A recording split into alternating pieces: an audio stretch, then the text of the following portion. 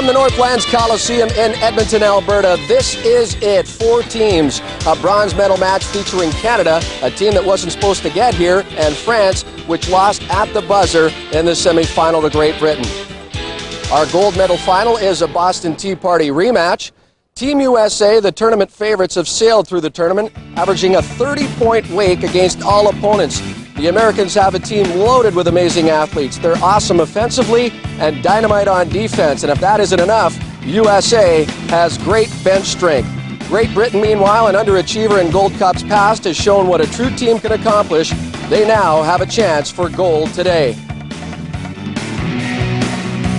I think everyone played well in the GB squad, rotated 11 players, and we're not a team of stars.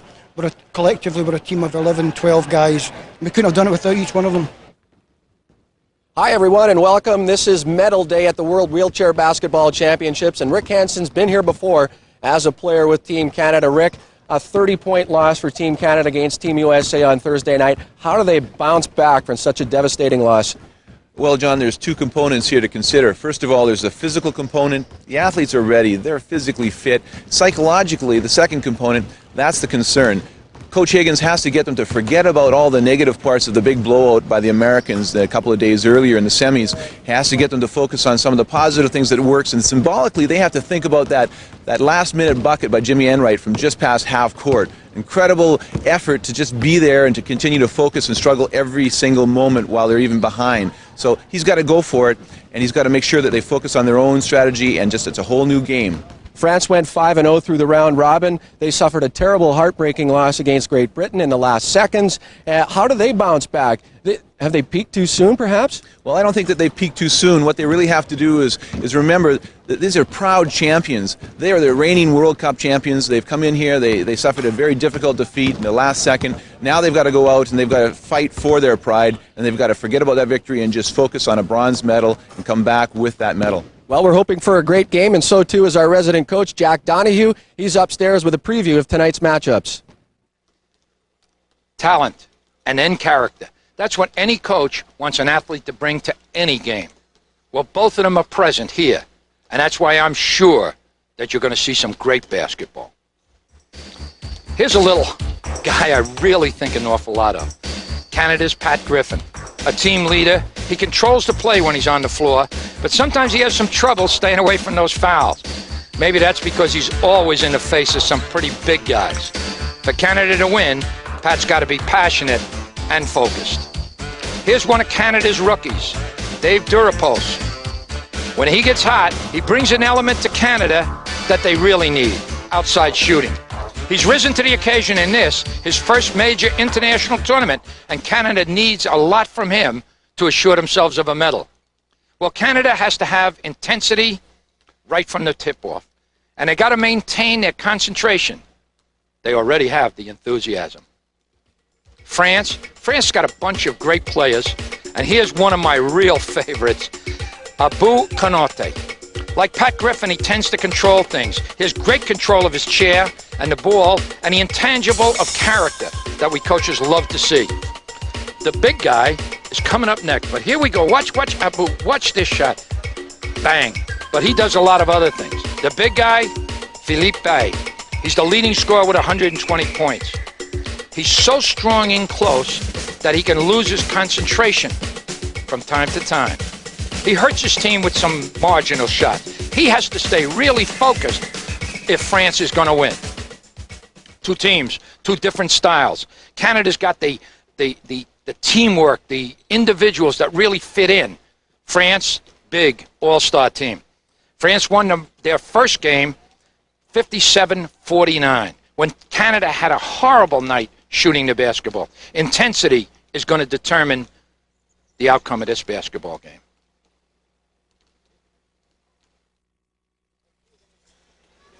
So we're just about set for the opening tip as we give you the scoop on hoop. These teams have been rocking and rolling for the past 10 days. And there you have some comparative stats. Jack, what do you think of those babies?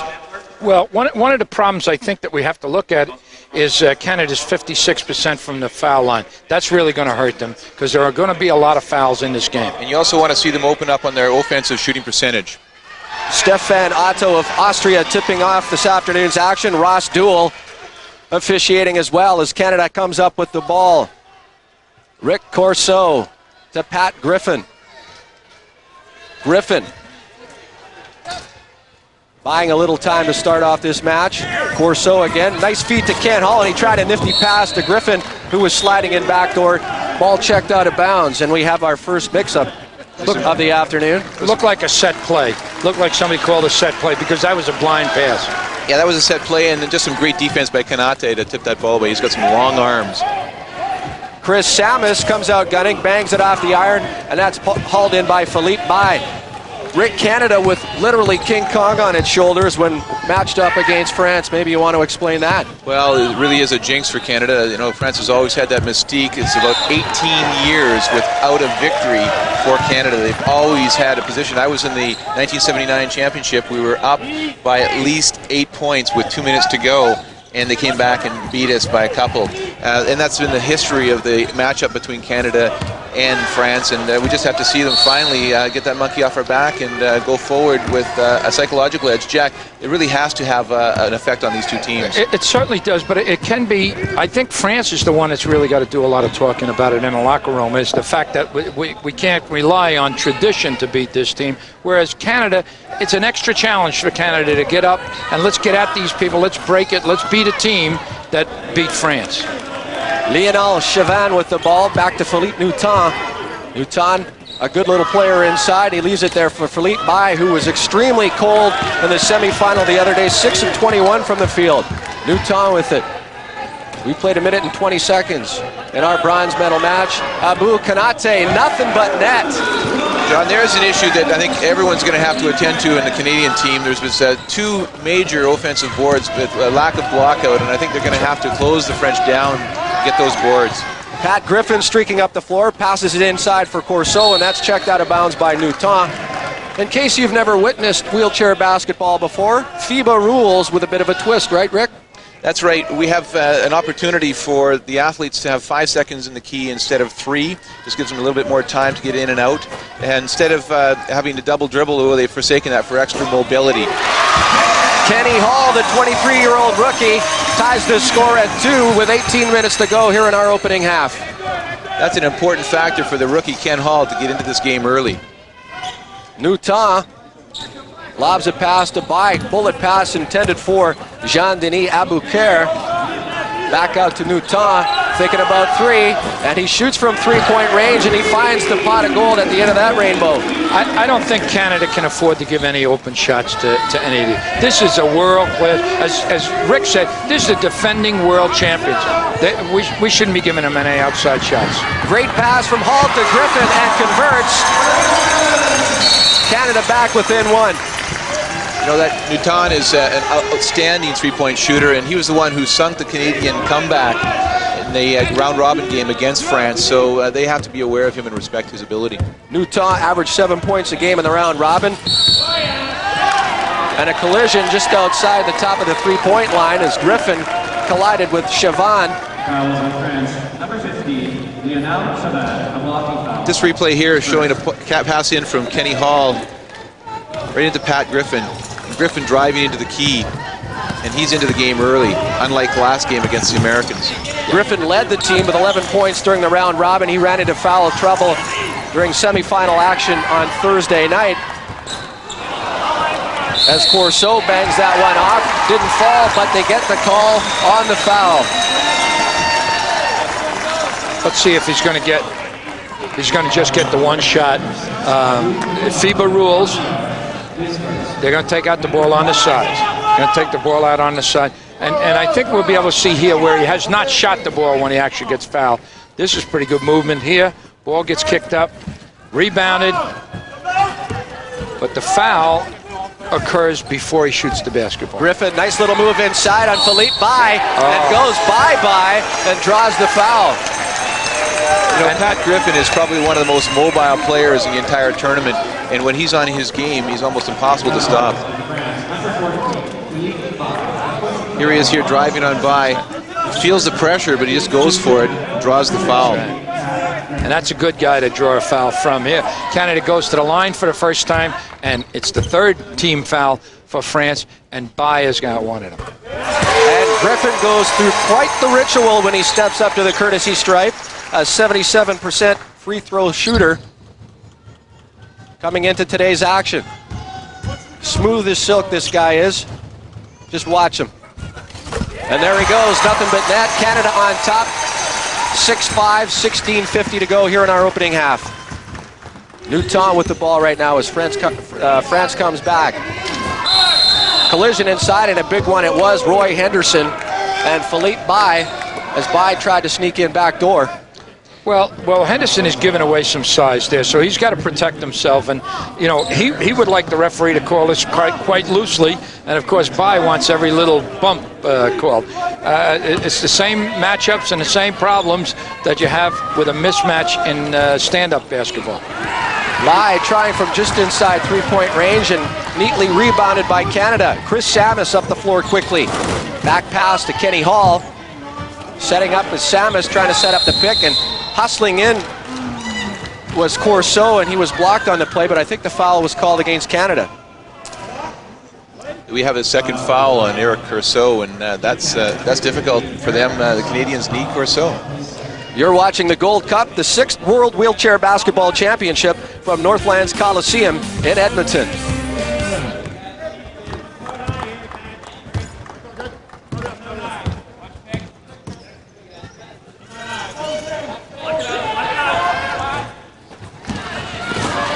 Well, there's boxing out you were talking about, Ray.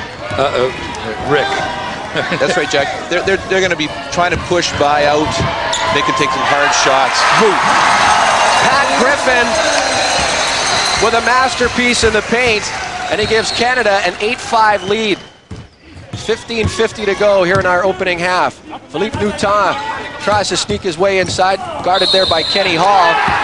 Griffin just stepped in and got the second foul on Bai. I'm sure, I hope it's on Bai. See how that comes up, and we certainly did. He just stepped into the block, did an unbelievable job. Jack, he sure is a pest. He's been guarding the big man throughout this tournament. Why that sort of matchup? You got your small, quicker guy running a little interference against the big guys. Well, if the little guy can keep the big guy away from the basket, he's nullified it. You know, I mean, Pat should not be getting rebounds, but Philippe Bai should. So if Pat can keep him out, that was a key basket. And it was Griffin who sent the pass to Chris Samus, banks it off the glass and in. Canada doubling its lead, 10-5 with 15:30 to go. Gentlemen, I'm totally impressed by the way the Canadians have come out here in this first half. They're playing patient, disciplined ball. They're coming in at will, and they're shooting from outside. We're going to have a timeout by France. They can't allow this to continue. Canada's taking complete control of the game right here in the first 5 minutes. And a complete turnaround for Canada in terms of shooting. They came into the game with a 38% free throw ratio, or pardon me, field goal percentage. As the skipper, Roy Henderson, couldn't get that one to go. Abu Kanate, watch this guy, he is exciting. Well, Griffin picked up a tremendous forced foul from Kanate there, and you know, Pat Griffin is really making things happen in this game. He's doing it on defense, he's driving on offense, and that's a really great sign for Canada. Timeout called on the floor as Jimmy Enright checks in. An outstanding game for number 7 for Canada, despite a losing cause, I guess, on Thursday night. This is the Gold Cup World Wheelchair Basketball Championship from Edmonton.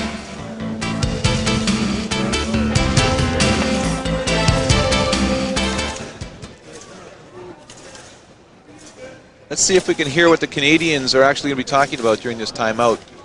Probably going to see a lot of positive reinforcement by Joe.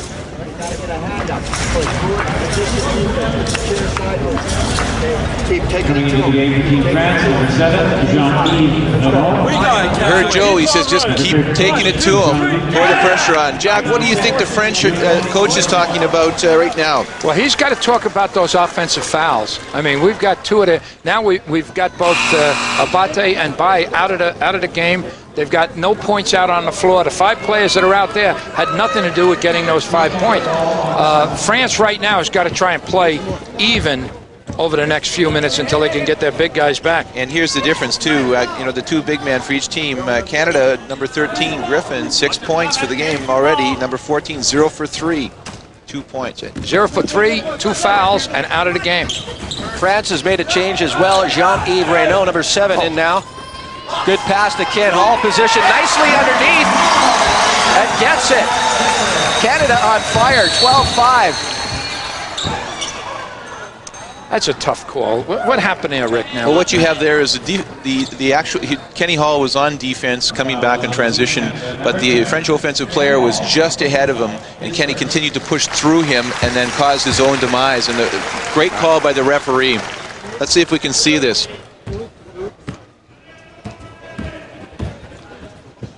I actually think we're having the basket by Kenny Hall. Inside, great mismatch on height. Beautiful pass. Boy, I tell you, those defensive rebounds, after you criticized the early failure to block out, Rick, we got some good rebounding. And there's Hall with the ball. Bullet pass to the skipper. Oh, okay. And a charge called. Again, referees are really taking control over that offensive positioning of the chair. The defensive man was in advance.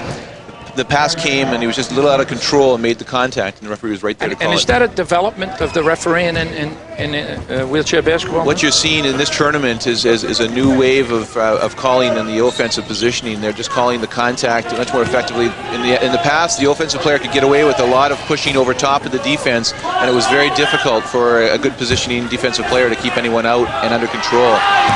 Jean-Luc Jeanette couldn't hit on that one, and Canada breaks back quickly. Griffin with 14 minutes to go. He'll slow things down.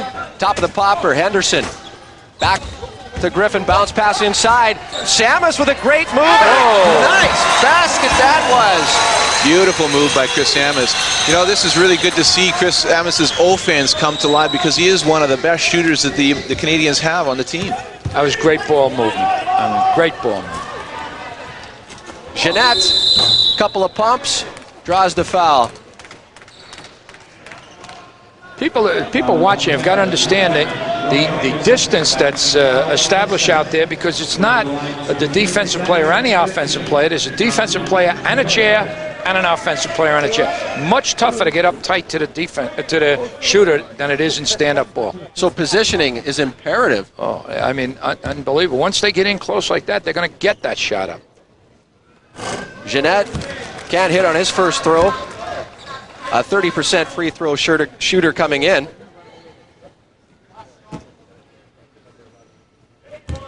(14-5) Canada on top, 13:32 to go. Now 14-6 for Canada. This is an important period after that French timeout to see the Canadians continue to maintain the pressure and not let the French back into it. Enright up the floor, guarded by Kanate. Leaves it there for Samus. Good movement inside. There's Hall on the bounce pass and checked by Philippe Mouton. And head coach Joe Higgins, who I spoke to prior to the game, said the team was feeling pretty good. Saw them during practice yesterday. They were pretty loose. Well, they certainly came out here to play. They started this off as quickly as any team we've seen in the tournament, with a great start. Joe Higgins has brought in a substitution, Ken Hall and Dave Dupree and Richard Peters, number 8 and number 12. Rich Peters, who impressed all three of us on Thursday night. Into the game, couldn't get that one to go. Interesting to note on Peters, he's just 21 years old, and he's been with Canada's national team for 7 years. He plays on our provincial team, and I've played with him in Club League in BC, and he's an outstanding emerging star. Well, he's lucky to be able to get all of your insights. Here he is right here, taking the drive right off the bench and going right for the hoop. That's great. And he's gotten to this level despite your help, huh? Despite your great example. Great negative role model. Ken Hall, 23 years old, another youngster. Another product out of British Columbia, I might add. Kenny is extreme. So let's not get provincial about this, okay? But what I like about the Canadian team, here's two very young players that are establishing themselves, and we still have the veterans from Canada. The gray hairs, I call them, are able to establish standards. Jeanette couldn't get that one to fall in there. And this age thing has to bode well for Team Canada going into the '96 Atlanta Olympics. Or should I say the Paralympics. Jim Enright. And underneath was Newton, checked free. Ball awarded to Canada. I think Canada got a break on that call. It looked like a red shirt was knocking it out, but those are going to even up over the game. I mean, the referee's the guy down there who has the best sight.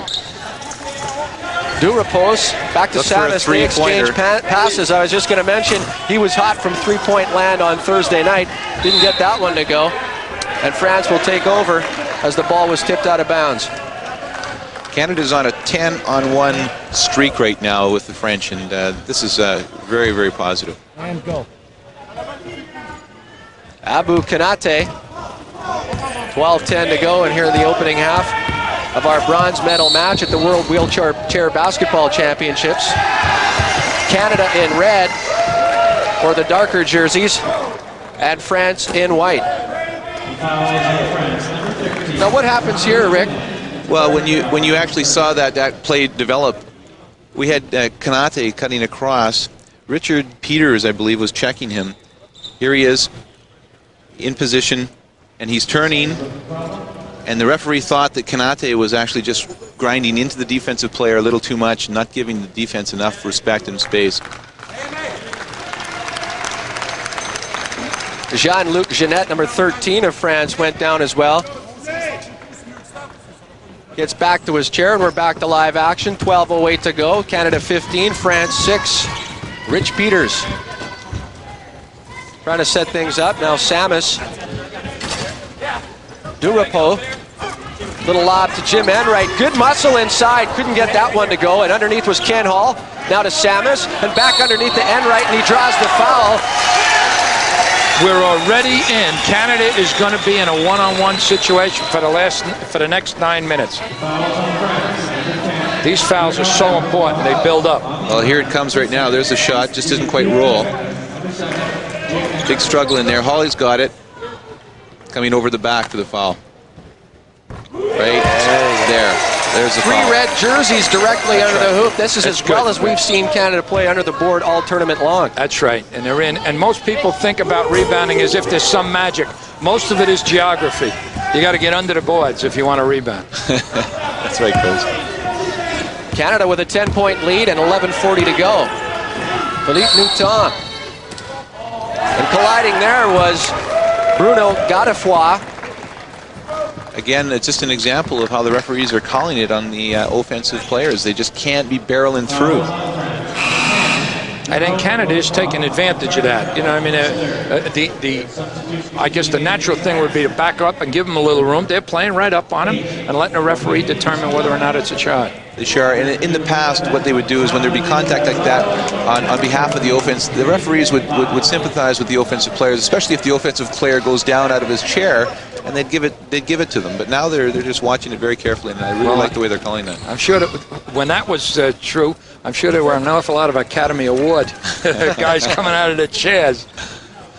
Maurice Schoenacker, head coach for France, making more changes as Jim Enright lays that one up. But Rick, you know that emphasis on the offense controlling themselves is a natural progression in basketball. Some years ago, in stand-up ball, the guy who had the ball was king. Now he has the responsibility to control himself. He sure does. And Canada playing it tough, especially when Philippe Baye is concerned. Might have to consider that a good foul by Rich Peters. Let's take a look at Baye here.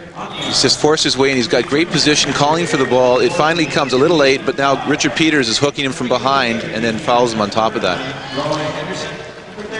Baye was the key going into the semifinals. Struggled, but Great Britain did a great job of keeping him in check. So far, Canada has done a great job as well. The coach has taken him out early, had a few words with him, tried to refocus him, and now let's see what he does.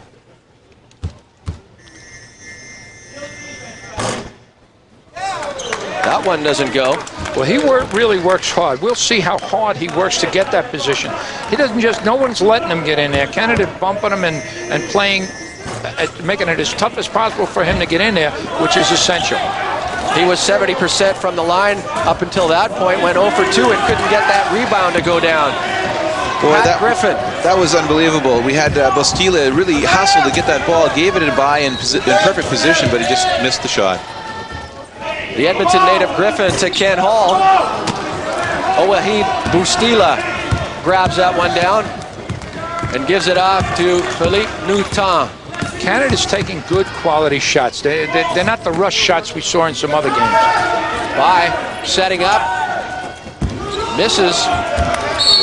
And wisely not touched by a Canadian player as that one went completely out of bounds. I think we're looking at about 1 for 9 from the field from France at this point. They're really going to be having to change that if they're going to be staying in this game at all. I think they'll be out here, instead of the locker room, they'll be out here shooting at the basket during halftime, and that's what they need more than maybe some inspiration. Ken Hall shooting that one, and it's off the mark and bounces out of bounds. Rick, let's talk a little bit about how these players are point or classified. But basically, there's a classification system. Up to 14 points are allowed on the floor at any time, and the classes are divided from 1 all the way up in half-point intervals up to 4.5 points. 1 is the most disabled, and 4.5 is the least disabled. These athletes here have that classification system so that it's not an unfair advantage for someone who not only has a physical ability and talent and skill, that's a natural for everybody, but on top of that, someone may have a greater level of ability to compensate. The World Wheelchair Basketball Championships are coming from Edmonton.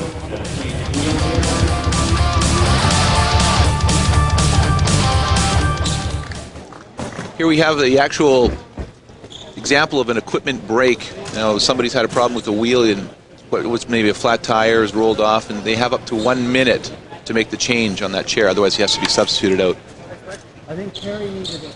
He's got it now. Here's Kanate. Good position, and he got banged, though. I mean, Great position. Eric Corso muscling under to grab in that defensive board. Now Griffin to the skipper, Roy Henderson. Long bomb to Hall. Bounce pass to Corso as Canada showing some good passing right now. Lob pass to Griffin, the Edmonton native. Samus wide open.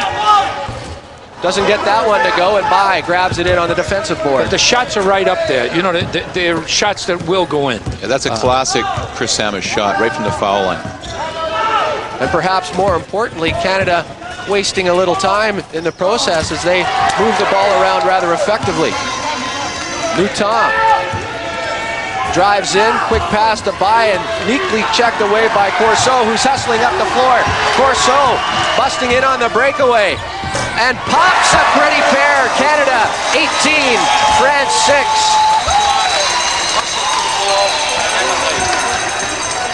That was great basketball. I mean, ends, they hustled, got the basketball, banged it, finally got the ball back and threw it up, and he got a layup. Abu Kanate, ice cold. Corso to grab it in. Samus now to Hall, and Canada employing the fast break. Hall will put on the brakes and slow it down. 8:35 to go. Canada with a 12-point lead. Griffin, a star player for the Northern Lights team here in Edmonton. To Samus. Lob pass to Corso, and getting a hand was Bustila. Now good muscling inside by Samus and Philippe Newton. For a little guy, Newton is really a strong guy. The only jump ball, for the people watching, the only jump ball is in the beginning of the game. The team that gets the jump ball in the beginning of the game, then the arrow gets pointed the other way. In this particular case, at that jump ball, it was France's turn to get the next jump ball. The next time the jump ball will go to Canada. Now Griffin to Hall. He was thinking three, sets it up for Samus. Shot bangs off, gets his own rebound. And he sees Griffin busting in backdoor. Couldn't get the ball across from two players. Kenny Hall follows up. Now Corso, and great rebounding by Canada. They are doing the job in the paint. Corso is putting on some show. Defensive rebounds, got a couple of baskets, banging both ends of the court. A tremendous charge of the bucket there and the follow-up with Corso. And now they're doing it on defense. And another, he comes up with it again. Griffin up the floor, weaving his way through traffic. 7:20 to go, pass inside for Hall. And he's held on to play. There's that trailer. The classic was 2-on-2. Griffin took the ball, spread it out to the side, and a Canadian player comes right up the middle for the layup.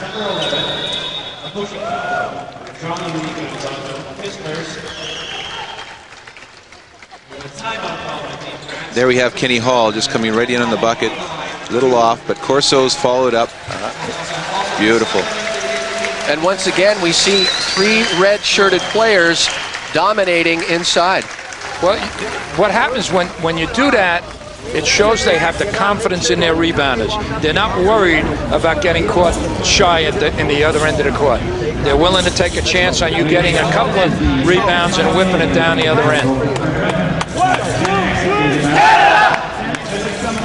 Right now, Coach Joe Higgins has the luxury of just saying, look, guys, everything's falling our way.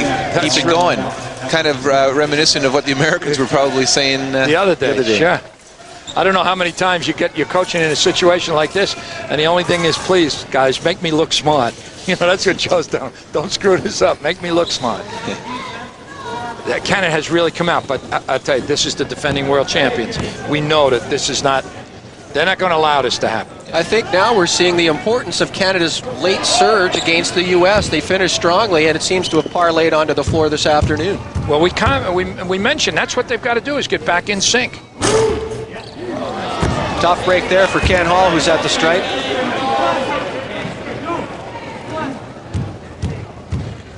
.7:22 to go. And now a 15-point Team Canada lead. Point to note, Philippi, number 14, is 0 for 5 from 2-point and 0 for 2 from the free throw line. And now he's called for his 3rd foul. So the big man in foul trouble with 7:18 to go. I'll tell you, that was a very tough play, but Canada stepped in, took the charge. 2 things. Byers got his 3rd, and then soon it'll be bye. And secondly is they got that ball and got themselves another shot. Long lead pass for Newton. Nice positioning by Griffin to force him outside and not get the easy lay, and now Griffin back up the floor. On that last play, there were 5 Canadians came down to rebound, and the only person, great shot.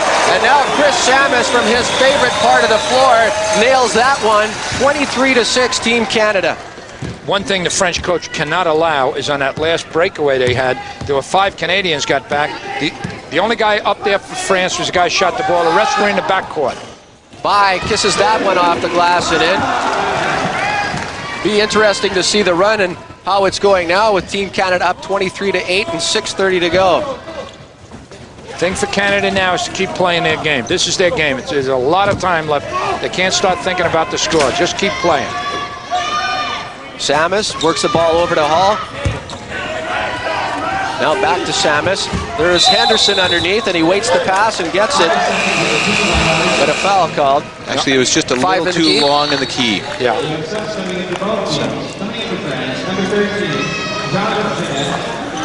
And more changes into the game now for Canada. Well, the veteran, Reg McClellan. You know, he's appeared in all 6 Gold Cups. Rick, you played with him. Yes, he's been playing since long as I have, and I've got a lot of respect for him. He's Mr. Basketball here in Canada. Well, he's a good friend, and I'm amazed. He looks a lot younger than Rick. You know, you will never know. He's the executive director of the Canadian Wheelchair Basketball Association. He's out there now to try and help Canada's cause. Ustila, after a couple of cracks at it, finally gets that one to go. That is the only weakness that Canada has shown so far in the first half, is that inability to stop the guy from getting underneath there and making 2 or 3 attempts at the basket. Grant Strobach is also checked in. He's guarded underneath by Bustila as he tries to break free. Samus now at the top of the popper. Pass on the wing to McClellan. The veteran, maybe a little cold coming in off the bench, didn't get the arc on that one he wanted. 3 Canadians charged the basket again, and all 5 of them are back. Exactly. Canada's setting up before France even crosses the timeline in their own zone. And defense has been their bread and butter. Coach Jack, you called it right. You know, they have Bai on the bench now, and giving him a breather, and in replace of him is Jean-Luc Jeanette. And look at this, a 4-on-1. Unfortunately, Griffin overrolled the basketball. but did in fact draw the foul on Abu Kanate.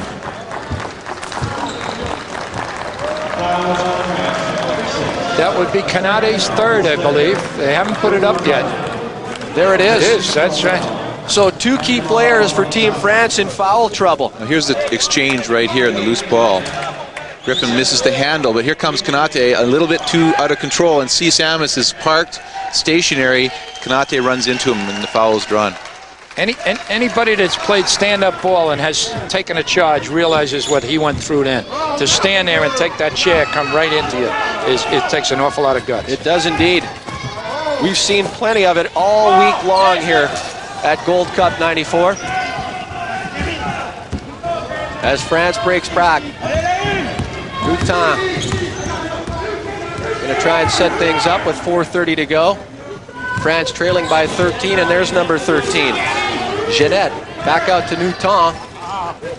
Guarded by Dan Brenton, a native of Red Deer, about an hour and a half away from Edmonton. He commutes back and forth between Red Deer and Edmonton to play for the Northern Lights. Foul called into play on old Roy Henderson, number 9. Just bumping and grinding there, and the referee called it. And the skipper's third foul. I thought Henderson was perhaps Canada's best player in the last 2 games of the round robin. He was tireless underneath, made some big baskets, especially the one that sent Canada into the semi-final game, a buzzer beater. But I think an important thing also is that it gave Pat Griffin, somebody to dump the ball off to, because Pat was in a situation where he was forced to have the ball too much. But when the skipper is in there, or Reg McClellan, he has a lot of confidence in those guys. Dump the ball off to them and then get it back. Jeanette's free throws puts France within 11 points of Canada now. There's Henderson, nice little dunk pass to McClellan, and beautifully set up and equally as well executed. Great play, great play. Newton, quick pass to Jeanette. Enright tried to get a paw on him and forced him to come up short with that shot. Enright with the ball now. And some quick passing by Canada as Dan Brenton goes in and gets the bucket. A real goodness. 27-12, Canada on top with 3:30 to go. Well, if France hasn't used up their 2 timeouts, they should be getting one now, because they are really in real trouble on this. Enright, long lead pass for Strobach. Contemplated driving the lane. Bustila was there to block his forward motion, and McClellan has the ball to Enright, who holds a high jump record here in Canada for amputee sports. A gifted athlete, watch him move it. Try to get that pass into Henderson, and then hustles in to get the return feed. What a great play all round, Jim Enright and the skipper. Well, when it's going your way, it comes your way. You're hot, you're hot. Just keep it. That was a very lucky break for Canada. What they've got to do is maintain it again. Another 2 minutes and 40 seconds of intensity on defense and a little bit of stability on offense. Newton on the baseline, inside for Bustila.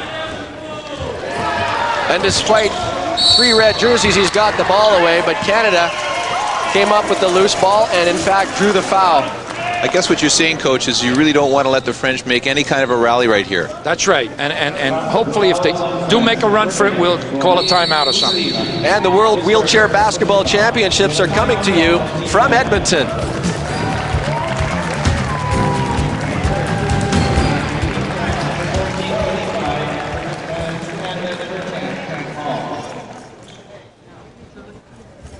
Let's take a look at this last point that was scored here.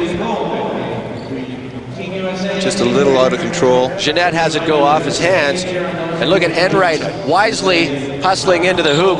And Enright, it just shows you that concentration. He made a poor play, threw a poor pass, but instead of getting down about it, he cut right back to the basket to where the action is, and ends up with a basket. You know, I've played against Enright a lot, and I consider myself to be a good defensive player, but he's so energetic and always moving. He's really tough to check, and by being in constant motion, he's in a position for a turnover like that. That's one of the things that has really amazed me throughout the tournament, Rick, is guys driving hard to the hoop.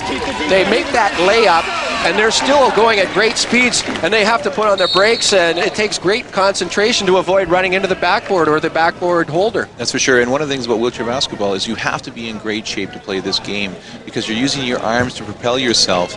And if you're not actually able to stay in shape, towards the end you're fatigued and you lose the touch on the ball when you're actually shooting. That's right. I don't know why Rick keeps looking at me whenever he mentions you got to be in great shape.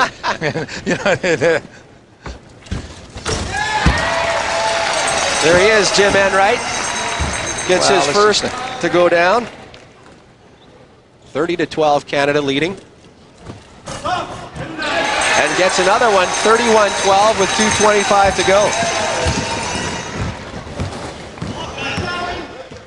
Newton up the floor. And a whistle goes. Looks like a medical timeout. Could be. Bastillo has a problem with his hand. He's going over to the Team France bench. Not sure exactly what happened there. He's cut quite badly.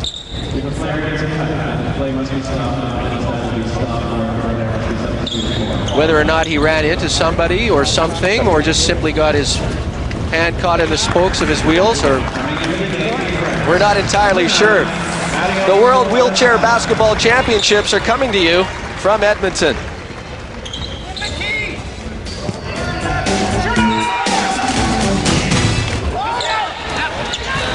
You know, they've tried to get by back into the game, but there's just coming up cold all the way through. That turnover, the two things Canada doesn't need: the delay in the game where they had the slight injury, but also the turnovers. That takes away from their tempo, and now a foul. And Mario Ferrasman checked in for Bustila, and so too did Philippe Bai come into the game. He tried to take the pass inside, and Canada called for the foul. A 20-minute half in basketball is really about 30-second game. And the idea is you've got to keep those 30-second games in your tempo rather than in the others. And now the tempo for Canada has been broken here with a couple of things. Dead ball, a foul, and a turnover. How hard is that to teach your players? Because they must get caught up with the excitement. They lose their concentration, whatever. It is. But the mature players, they pick it up. It's one of the toughest things. Speaking of mature players. No, it is great, isn't it? I mean, the young player, the pass from the old player. Exactly. You know, there is the sign of the new Canada. When they've actually played France in the past, they've lost control over the tempo, and when a break would occur, they couldn't get the ball back and score. This time they did. And I'm amazed by the positioning of Canada there. 4 players abreast as Konate tried to drive the lane. And I think the foul called on Konate. Or was that a tee? Is it a technical foul? I'm just looking at it. It counts in his foul total to 4. It looks as if Canada's going to shoot on a technical foul. He must have said something. Is there other technical fouls involved? Yeah, the only other technical fouls that are involved are the physical advantage fouls, when an athlete that has more physical ability actually sort of sits up out of his chair to gain an advantage. But this was obviously a flagrant foul. I think it was just showing the frustration of Konate and the French team at just not being able to get on track. Got to be frustrating when you're trying to drive in and see 4 red shirts in front of you.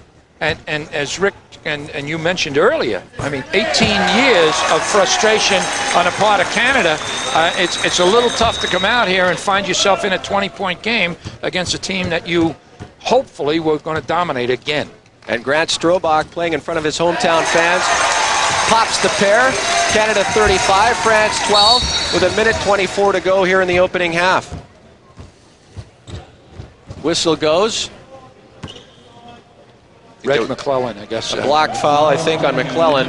I got to be careful. He's a good friend of mine back in Howard. And I should have I've said the mature player to the young player rather than the old guy to the young guy. Yeah, I'll hear about that. Reggie was trying to draw the foul, but the referee was right there and realized that the French team had position. I think it's a tougher game to referee for the official. It's certainly the same game to referee as in the NBA because of the chairs, because of But Rick, you would know. You're right, Jack. It is much tougher because there's an emotional factor. You know, the issue of disability. You have to get over that. And then on top of that, you know, there's the contact of the chairs. You can hear metal on metal contacting, and so you want to respond, and you have to be very careful to take a split second before you make your decision to determine whether it was incidental and who was actually resulting in the foul. What about the implementation of the 3-official system? Yeah, I think it's giving these officials a better look at the game. The only problem and caution they have is not to overcall and take it away from the flow of the players. I mean, the players are the center of attention here, and we want to make sure that that balance exists. So far, I think they've been doing a pretty good job. Break for Canada here, a possession of the basketball. I was a little concerned as they had broken their tempo. You know, for France to score points on foul shots now is a sin because the clock isn't running, and the clock is in favor of Canada. McClellan, as that shot clock winds down to 15 seconds, pass inside for Samus, tried the alley-oop for Strobach underneath, and checked away by for Asman, up the floor. Oh, nice move inside, a couple of beauties. Unfortunate that he didn't get that one to go. By with the rebound and fighting underneath, takes a tumble. You know, I'm really impressed by Asman since he's come into the game for France. He seems to be one of the only players that's really hustling in there and making things happen. Even though he missed that shot, he gave By the opportunity to come in behind, grab the rebound, and draw that foul. Saw limited action during the round robin, picked up just 7 points during the 5 games leading up to the medal round, as Philippe By steps to the courtesy line. No go. And, you know, he's been shooting 70-75% throughout the tournament. It just shows you when things are not going well, you know, even the best players. I think that France had better get back in. I know they're disappointed to be here because they thought they were going to be winning this.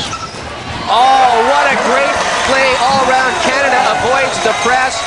Nifty bounce pass and right to Samus. Up and in it goes. 35-14 for Canada. That's what you got to do against the press. You got to make it hurt to have a presser up there. Reynaud to By. Pops it off and in. It's really difficult to follow the sequence of events there, but yes. You know what really caused that basket was Philippe By actually kind of giving old Reg McClellan a little bump out of his chair, and it caused a 5-on-4 advantage, and then they ended up getting the open shot. 12.7 seconds to go. Canada with a 23-point lead.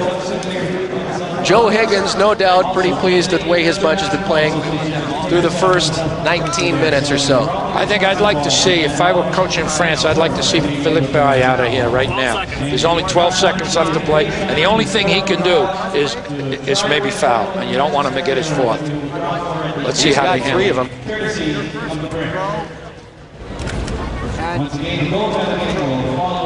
One of them is going to get a pick, right? I want you setting the pick. I want you to be second. Well, what kind of strategy is there going into the final 12 and a half or so seconds, Jack? What's he telling Team Canada I can't hear well, what would right you do? now. Let's put it but that I'll way. tell you what, the big thing now is no foul. Let's make sure no foul. Let's go down. Let's get a good shot. The worst that should happen is us walk off winning by 21 points. 37-16 is the worst score that's going to come out of this. We're not going to foul, and we're not going to do anything silly. But let's see what we got here at this. I think we start off. Sure, we've got to go to the length of the court. Maybe we're going to see a set play. A screen here and maybe a long... There we have a technical foul. Well, that foul, I do know, I hope, Rick, is for reaching over, breaking the plane. The plane is there. A player is not allowed to reach over out of bounds to block that. And what he may have done is reached over and hit the basketball, in which case the ref has to call it. And, you know, psychologically, that's going to be something that the French team will dwell on. You know, they've got to really be careful here because they had a chance to score a bucket here if they had a turnover, and you just don't want them to be able to lose that opportunity. Oh, yeah. And now, well, okay.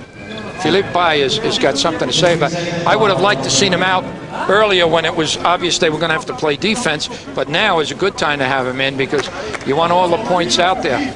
That's right, and a 19-point spread in the half is a lot better than a 23-point spread, which is what it could be if Stroback drops these two. I'd like to even get my friend number 6 back in the game. I mean, yeah, because the odds of fouling here are minimal, but because you should be getting the ball either with us making it or a defensive rebound. Hopefully it's with Canada making it. Stroback hammered that first one down.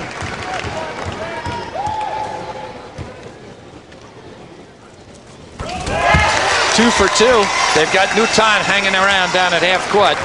He'd be the guy probably that they're going to try and get it to.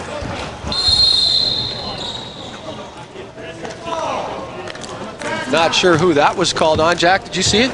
I didn't see it, but I don't like it no matter who it's called on, and it's on the Canadian player. I think it's Chris Samus who was backing in. Yeah.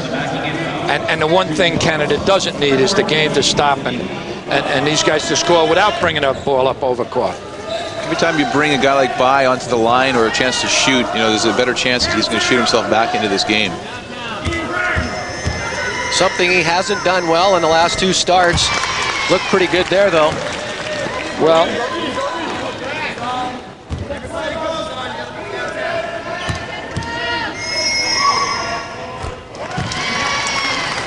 a 21-point Canada lead. The Frenchman pressing. Long pass for Samus. Oh, what a great pass inside. Oh, Dan Britton converts. that had to be a set play, that double pass out of bounds. But great coaching, great execution. Yes, and that was a great play by Joe Higgins. He called that play from the bench. And what you saw is to throw the ball still out of bounds over to the far left side. And they had the long pass for the break here. Let's see if we can see this on a replay. Chris Samus.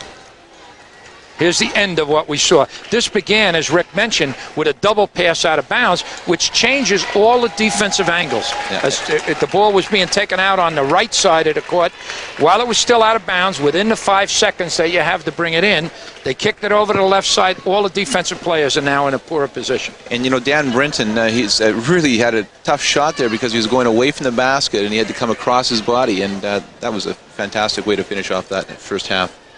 Well, psychologically, I mean, you know, you mentioned the difference between the 19 and the 21. Forget the score. To finish up the half with an embarrassing basket being scored by Canada really has to put France in a hole. They've got to do some real talking in that locker room. Yeah, they sure do, Jack.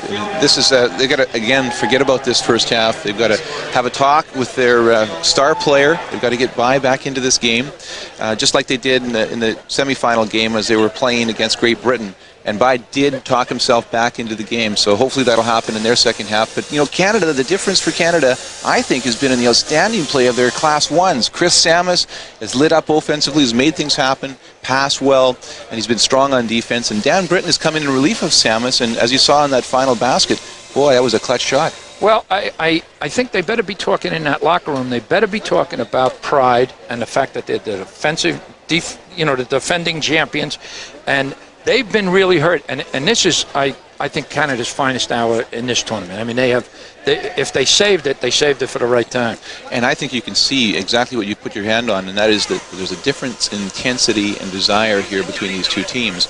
You know, the French are still obviously disappointed at the bitter loss against Great Britain, defending champions coming in, and the Canadians, they really want this medal, and they're giving everything they can. Well, another half by Canada, and it'll be all over, but there is 20 minutes left. John has got some interesting stuff to write down on the floor.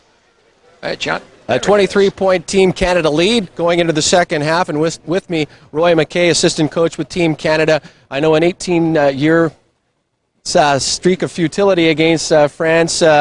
You've definitely turned the tide around in the first half. Things going pretty much according to plan? So far, but we're not looking at the 18 years, and we're not looking at nothing. That was only half a ball game. France isn't going to lay down. They're not giving up. They'll come out a lot stronger in the second half. We just got to be ready for them and hope we can keep executing and be prepared for what they're going to do. You've been playing great defensively. You've been playing great on offense underneath the boards. This rebounding thing has really got you onto the top of your game. That's right. The guys have been working hard on their defense and rebounding all the time.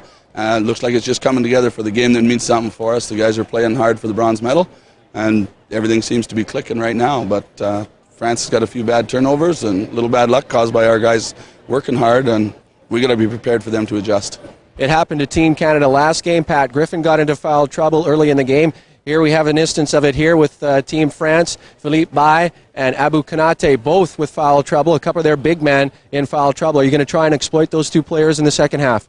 We just keep playing hard, taking the ball at them. Of course, that gives us a little bit of an advantage if those two guys are playing a little soft because of their fouls, because they're top players. I mean, you can't take nothing lightly, and we'll take that if they've got foul trouble. They have to sub out once in a while, but we won't intentionally try and do anything. We'll take the ball to them, and we're going to get it to the hot guy and keep going. You finished strongly despite a lopsided loss against Team USA. You did some really good things in the latter stages of that game. Do you think that has parlayed into this baby? Yeah, the guys were strong. We told the players after that game, the U.S. has put together a team that is just totally awesome. I mean, they played together as a team better in that game than we've seen for a long time. They had other guys doing the things. We told our guys they played well. They did what we wanted them to do as coaching staff, and we come up against a better team on that day, but we told them to play the same way they played, and we'd have success today. Well, so far so good. Thanks, Roy McKay, assistant head coach with Team Canada. They go into the dressing room with a 23-point lead. And you know, this group of Canadian athletes has represented us well at this tournament. Typically Canadian, if I may add. Not flashy, but they get the job done. There's a lot of character here and much promise for the future. This team has been training together for about 14 months, so they gelled very quickly. They all had a common goal of making the Gold Cup team. They all had a common goal of being the best team they could be, and they've trained together quite a bit. We've had 4 games and we've had 4 different top scorers, and that's really going to be the trademark of our program, is that everybody who wants to play at the elite level will give everything to the team and for the team, and because of that there won't be a given star per se. There will be stars in certain games, and we'll ask certain athletes to step up and take charge, but they'll do it at different times and in different situations. Our strength is our commitment by 12 people to shut down the best players in the world, and we will have the best defensive team. And the nice thing about defense is we control that every day. You can't always control your offense, but you can always control your hard work and your dedication and your desire. And we're second to no one in the world in that area. I want to try to get the best possible matchups out there on the floor and give each player the best opportunity to be successful. I also want to play at a pace that will wear down the other teams. If you look at our record, we've played every team in the tournament better in the second half. And it's because that we've used more players. It makes everybody feel good when they know that, yeah, they're going to be a big part of the team. As we get closer to the end of the tournament, our bench will shorten a little bit, but it won't get to the point where we're playing 5 or 6 players. We'll always be playing the team against the other team, and that's our strength. I think his strength is analyzing, the competition we're going to play, and he's very good at, I guess, coming up with strategies for us to implement and utilize against, an opposing team. We're coming into this tournament feeling that we're an underdog, and we want to make opposing players work harder than they want to, so that, hopefully good things will come, and even if we don't win, the team that has beaten us will know they've earned the win. When you look at the other teams in the world, many teams have taller players, many teams have players that have more experience. Our biggest strength is our enthusiasm and love for the sport, and also our chair skills. And we want to play at a high pace, and because of that, you need to utilize more players. In wheelchair basketball in the past, you've normally seen 5 or 6 people playing on a particular team, and that there would be very limited subbing. But as the level of the game has risen, you're starting to see deeper and deeper benches. The difference between our 12th player and our first player is very small. So on any given day, they can play. It is true that wheelchair basketball is one of the greatest games in the world because it is extremely technical. And because of that, you reach your peak at a much later time in your life. You can't just do it with brawn. You've got to do it with your brain, and it's a real technical game. And so you have to be able to calm yourself to make the right decisions at the right times, both physically and mentally and technically. And it's very difficult to teach that to a 23-year-old or 24-year-old that hasn't been in the fire before. And that's one of the reasons why our veterans are so valuable. When you get to this level, the first goal is always to win. We'd love to have that end result.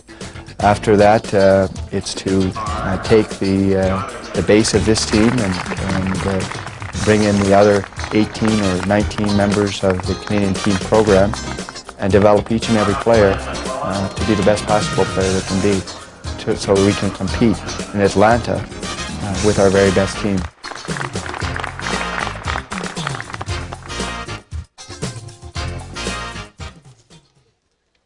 Wow, some incredible highlights we want to move to and show you, just to see the tempo of play between France and Canada and what really has been the difference, just the ability to execute down the home stretch. Our first one here, we want to see Newton, who's actually going forward from France. He's one of their best three-point shooters, but he also has the ability to actually pass in to Konate. There's Konate driving in, and Konate has to score, and right off the bat, it looks like he's in the game. But after that, he seems to disappear. Part of that is attributed to Canada's great offense and defense. Here's Griffin passing to Kenny Hall, the rookie who's into the game early and doing exactly what Coach Higgins wants him to, put that ball in the bucket. Here he is again, Hall, making the pass over to Griffin for that nice offside bucket. Now Griffin has been doing just about everything. What an incredible athlete this young man is. Here he is here on the top, looking down to drive. He beats Konate, finishes it off with a nice bucket. Now we'll see Griffin again and see what he's doing on the pass.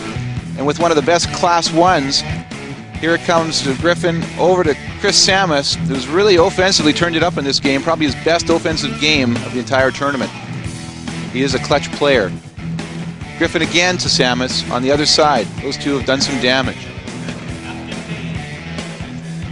Here we have an example of Canada's great defense into Konate. Casilla can't handle it. There's it back again. Newton over to by turnover. Canada's great defense. Look at the transition here. Kenny Hall up the floor. Number 15 Corso with a sweet layup. Great transition game. This is what France really needs to see more of, Coach Jack Donahue. More of Philip By getting into his sweet spot and making that bucket. He's going to stay off the fouls. He's got to get into the game. His major contribution so far has been fouling people, and he's got to get that off his mind. There's an interesting pass in with the veteran, Reg McClellan, sliding in the back door. And boy, I've seen Reggie do that time and time again. Now here's a great hustle play. Here he comes. He threw the ball away, comes flying right back in there. Jim Enright, he just flew right back in there and got the ball.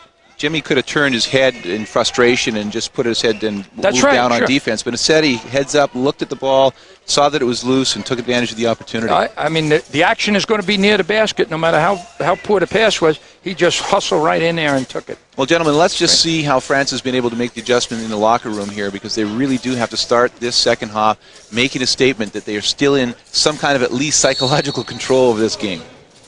Corso and by to tip. He'll do it again. No, I don't think so. I think they're going to call a physical advantage on Corso.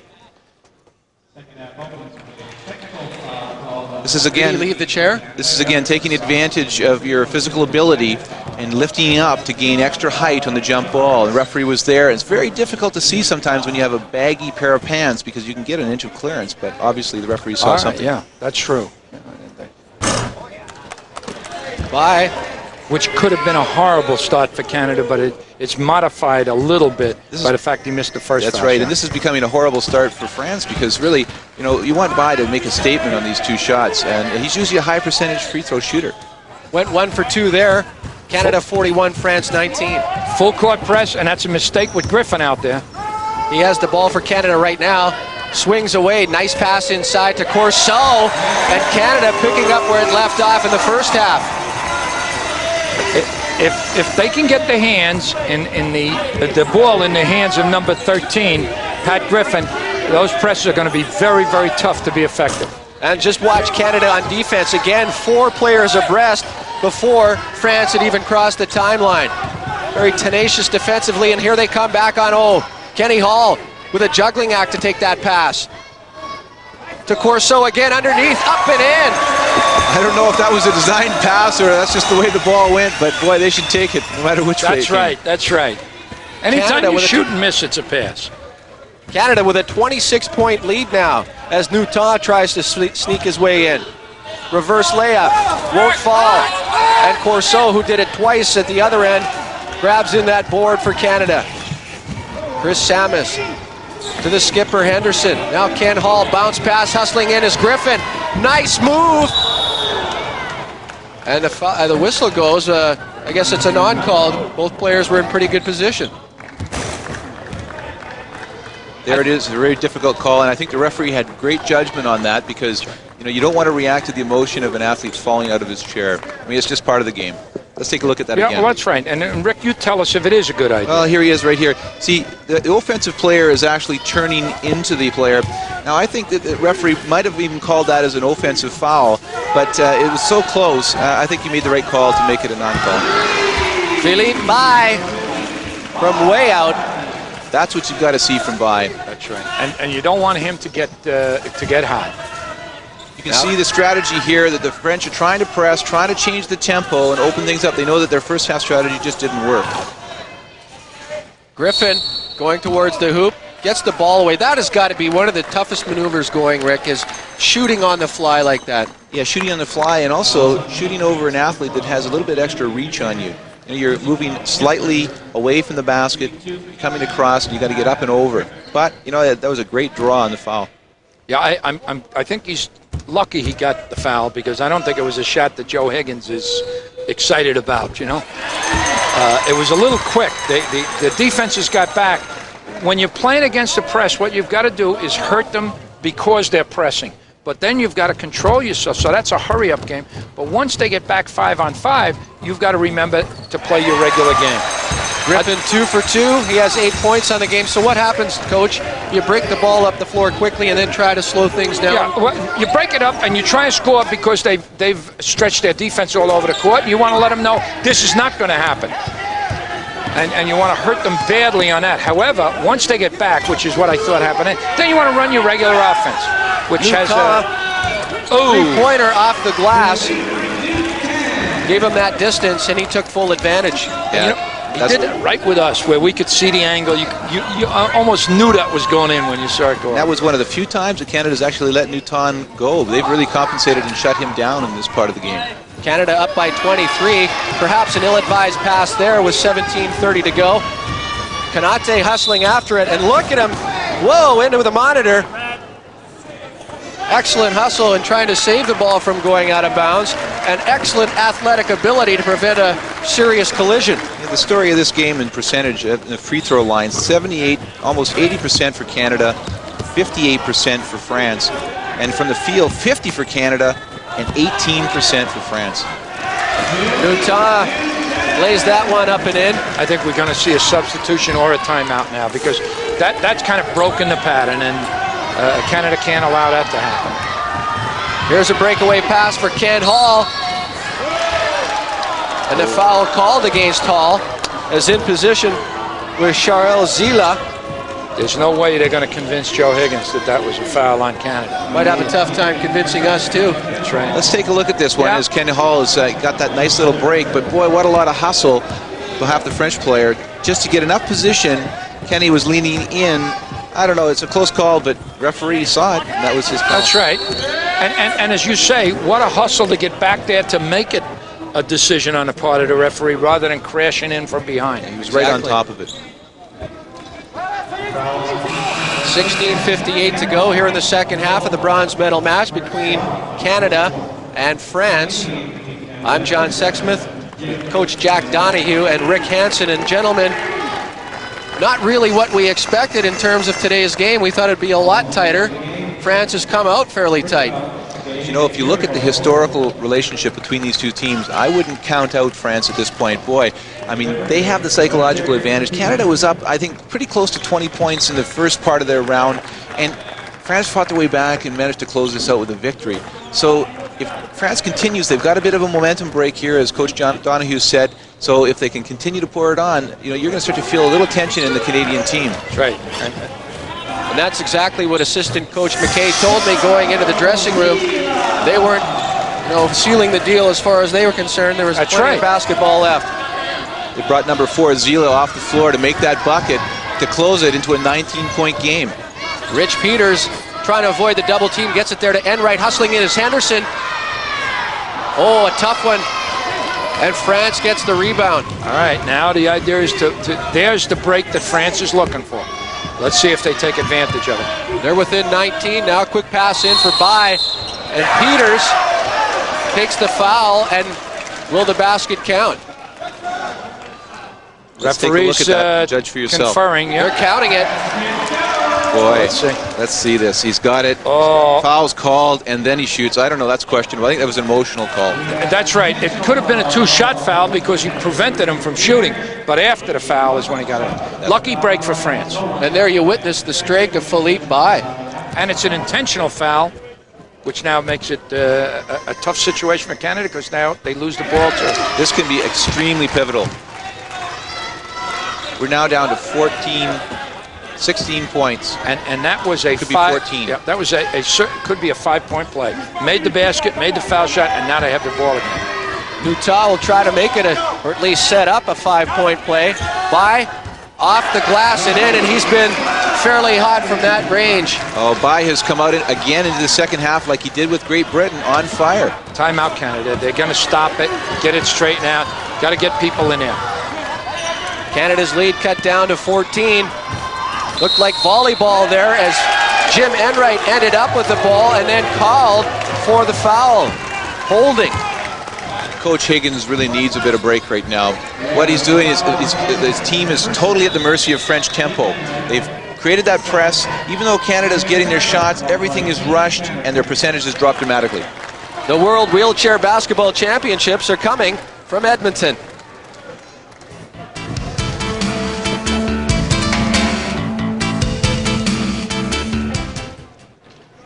Canada 47, France 33, 15:56 to go, and France has definitely come out on fire, guys. Let's take a look at this last loose ball that resulted in a foul. Richard Peters passing, just kind of gets off the handle with Chris. Unfortunately, what we have there is number 7, Jimmy Enright, kind of leaning in, a bit of a contact, and the referee called it. And number 4 for France, Zila, has been in the thick of things for the most part here in the second half, creating opportunities for France and more specifically foul trouble for Canada. Coach Donahue, what would you be doing if you're the Canadian coach Joe Higgins at this point to get his team back settled out on track? I think the timeout is good because I would want Pat Griffin to get a little more rest. I'd want to get Griffin back in there to steady everything down. And also just remind the players, here we go. We've got 15, 14, 15 points. Let's play as if the game is tied now, nothing. Jean-Yves Renaud missed on that bucket attempt, and Canada comes right back. Enright and Renaud in his face. Long pass for Henderson. Good hands and good concentration to haul that one in. Duguay-Pose. As the shot clock winds down to 10 seconds. And underneath picking up the rebound was Enright. And Canada not experiencing very much luck here in the second half. Well, I don't think it's even luck, John. You're seeing this tempo change here. Canada's going to have to settle down quickly. Foul this time called against Jean-Yves Renaud. Sometimes a 9-point run for France, and number 14 Bai is 5 points in a row out of those 9. Canada, a tough call on the French coach. He's left Kanate and Bai in there, and they both have fouls. Kanate's got 4 and could leave us any moment, and Bai has got 3. But he realizes this game could be ended here if Canada kept the roll. So they've stopped the Canadian roll. They've got their best players out there. Do you try and isolate those players, Jack? Try to make passes around them, go by them, go through them? No, I think that if you do that, you change your game. Kanate got 4 fouls out there with Canada playing their game. If they continue to play their game, the odds are he should get another one. In terms of team fouls, Canada with 5, France with 2. 14:41 to go. here in the second half. Good pass inside. Henderson to Enright, and a spin move, and a nice bucket. That was beautiful. Excellent play. I mean, that's outstanding, big-time basketball. So Canada's lead now, once again, 16 points. Philippe Bye from three-point land. Underneath was Peters, couldn't get it. Good hustle by Konate, who's battling inside with Henderson, and Jim Enright comes up with the ball. Well, when you talked, Rick talked about Enright's capability, his quickness got him that ball. Durapos to make a nice move there to get past Newton. Now the triple team gets it over to a wide-open Rich Peters. Up and in it goes, and Canada responds with a couple of great buckets in a row. And a clutch bucket that was by the rookie Peters. Boy, has come in and when there's been a big run by France and to try to stretch it out again. That timeout by Higgins certainly has helped Canada. Konate couldn't get that one to fall. Enright underneath for the rebound. Tried to get it to Peters. Mishandles the ball and it goes out of bounds. France will take over. The clock is not yet a factor, although Canada is got to be in a situation where they're not causing the fouls. 51-33, Canada over France. Nice move inside by Bye. Avoids the double team. A little off the mark with that shot. And Enright again with the defensive board. Outlet to Peters as Canada hustles up the floor. Peters, good move to avoid a collision there. And good timing. Brought the ball back out. No rush. No sense fighting our way back in there. Samus with some moves of his own. Now Peters, pass back to Enright, and those two have been combining beautifully all game long. I've seen more give and goes out here than I have in any game in the tournament. And that was real great patient offense by Canada to handle the half-court pressure defense by France. Foul called on the skipper, Roy Henderson. You're watching the Gold Cup, the 6th World Wheelchair Basketball Championship from Northlands Coliseum in Edmonton.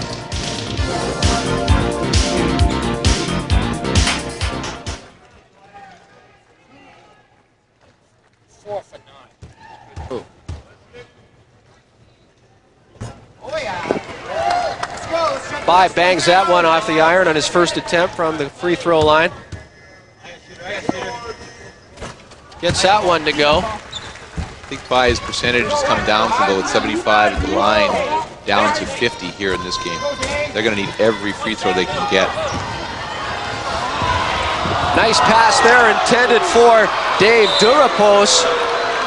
Well, and the fans react as Bye got in his way. Well, that's what Rick talked about, that the referees, I think, I don't know if that was as big a foul. You would know better. But, I mean, they are controlling themselves and not getting carried away by the crowd or the spill. Yeah, that was pretty incidental. They both came together. You know, it looked maybe perhaps a bit more on in the favor of France, but I don't think so. Philippe Newton. I think he was considering a three-point bomb there, but the foul called inside. This is Canada's 7th foul, which is going to put them, the next one, there'll be a one-on-one situation. Rich Peters draws the foul, his second of the game. The only guy in real foul trouble for Canada right now is Roy Henderson, who has 4. Reg McClellan just came in for him, and a good substitution. You don't want to lose skipper at the end of a ball game. Zila from the baseline. Nice looking shot. There's Zila again coming in with that beautiful shot. And boy, we're dealing now with a 17-point game. Enright busting his way up the floor. Oh, a look-away pass, and maybe Chris Samus wasn't expecting it, and a wise move as he belted it off Konate and out of bounds, and Canada will take the ball over. It's a real protest going on there by Bye and the French team because they felt that the ball hit the French player out of bounds and then bounced back and hit the Canadian player, but the referee seems to think that it hit the ground. The rule is the player who caused it to go out of bounds, and if the French player was out of bounds and it hit him, he would have caused it. So I don't think they have a good argument either way. I agree. Peters, the Samus top of the key, swings it out to Durapos, who likes it from three-point range. He was hot in the last game, but didn't get that one to go. Bye with the rebound. Over to Konate, 11:55 to go. Canada with a 53-36 lead. Konate, a little move inside and a pass to Bye, who's waiting there underneath. won't go down, and 3 red shirts there once again for the rebound. Durapos up the floor. McClellan up there as well quickly. Smart, bring it back out. Let's get something moving here. Samus guarded by Zila. Over to McClellan as Kanate tries to provide a little resistance. Jimmy Enright gets it now. Looking for somebody inside. Canada spreading it out, and a bad pass that goes out of bounds. I got to think that this exchange here is one of those pivotal points in the game. France can capitalize on that turnover, close it into a 15-point game. Their emotion could start to carry them through into a closer one. Zila again, baseline. He loves it from that distance. Wrong guy to have there. It's time for them to adjust. They've got to put some pressure on Zila. That's basically 6 points in a row for him over there. Enright with some good work to get away from Reynaud. Got to remember, Canada is in here now without Griffin. I mean, he is such a factor. If they can just hold on without Griffin, when he gets back in there, he brings a lot more stability to the group. Tempo really slowed, and as far as Canada's concerned, pushing that ball around in the France end of the floor, and the Frenchmen take over. Newton. Oh, there was Zila waiting for that baseline pass. Good block by somebody on the Canadian thing. That was great hands by Chris Samus. Newton from long range, and he gets the 3. 53-41, and that might be the hoop du jour as far as the French are concerned today, as they close within 12 points. Jimmy Enright, coast to coast. That's right. And gets one. Boy, did Canada need that. Beautiful play by Enright. They got to play now. They got to play some defense now, and they certainly can't let number 4 hit it. Philippe Bay misses on that attempt. McClellan underneath with 9:45 to go here in the second half. Enright, who's hustling up the floor again. What a pass over to Durapos. Off and can't get that one to fall, but Canada takes over again. There's Chris Samus with great hands, just tipping it out. McClellan inside for Peters. Pass on the wing there for Samus. Lots of traffic there. He'll push it back out. Durapos from three-point land. Still can't find his mark in that distance. And a quick pass to Newton, who goes in. Reverse layup, it's in. Beautiful play. Great play by France. They just took advantage of a kind of a rush shot and really brought it down and beat them 1-on-none, actually. Canada maybe getting too complacent, or not so much complacent, but trying too hard to try and slow down the tempo? I don't know. I mean, I just think they got to be so careful defensively. Here's that play that we just saw. He's just beating everybody. That's 1-on-none. This is a tough play for a Class 1 like him to come around and hook it up from behind on the move. But, you know, that was just a miscue on defensive balance in the Canadian part. Let's see what happens here with Canada, how they approach it. Again, they've got Griffin back in the game. We're talking 12 points with 9 minutes. That's a lot of time. I mean, you're normally saying to yourself, you'd like the points and the minutes. If points and minutes are close, or baskets and minutes are close, which they are, then you got a good chance of being in the game. And Coach Donahue, you got to be thinking that the French are saying, you know, look, we've changed the tempo. Until they adjust, let's just keep doing what we're doing because we're gaining. If you're Joe Higgins, you're probably saying, look, you guys, you're the best defensive players in the entire tournament. Play tight defense and try to settle down and be more patient on offense and to handle that half-court, full-court pressure. Because Canada, instead of rushing, has made great 2-on-1 plays, great give-and-go plays. And you're talking about an abundance of time. It was the Frenchman who gave up 6 points in the dying seconds against Great Britain on Thursday night. 6 points in 10 seconds. There was a travel call on Pat Griffin, and then again, the rule with travel is 2 pushes on the wheel. The ball has to bounce and hit the floor at least once before you push the third time.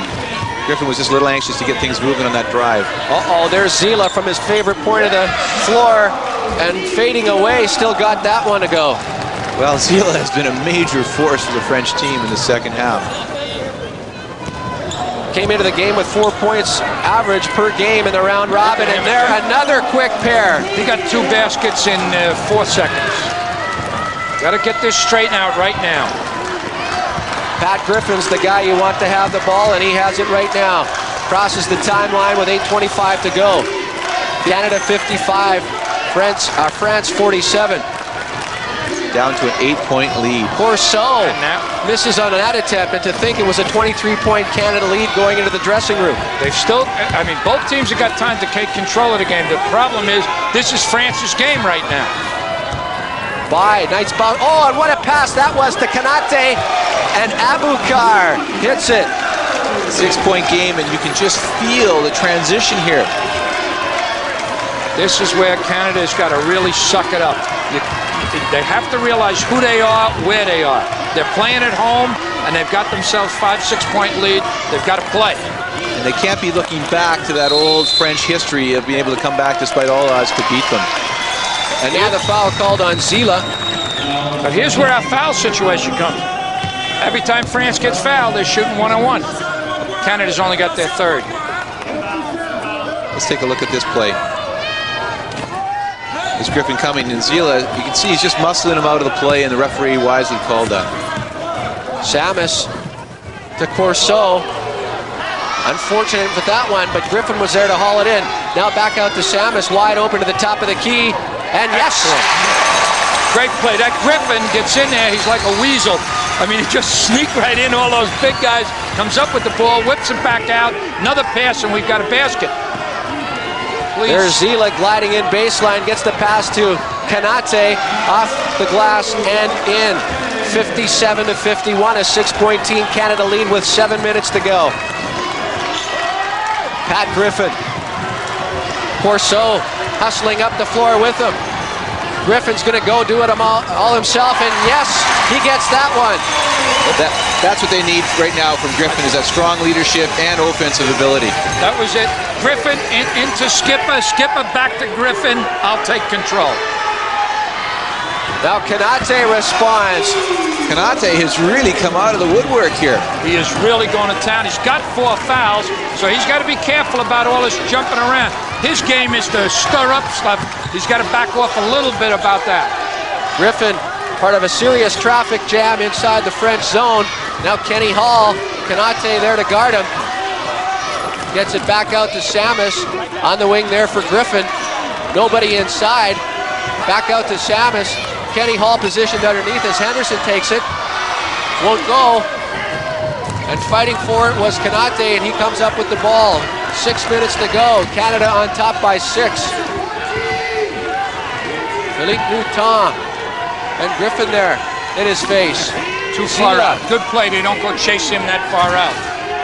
Here's a guy we got to be careful. Don't let him become a hero and get excited again. Philippe Bai, who came out on fire in the first part of the second half, gets it there to Kanate, who snuck in backdoor. We talked about the great give and go that Canada had. France has come back with their own version of the great give and go. And he's out of there. My goodness. Just what we talked about. Kanate, exactly what you said, Coach. There's one of the knocks against Kanate. You know, despite his great athletic ability, he seems to be fairly erratic, and that foul there was just a mental letdown at a real critical point when he was starting to influence the French comeback. This is the Gold Cup World Wheelchair Basketball Championship from Edmonton.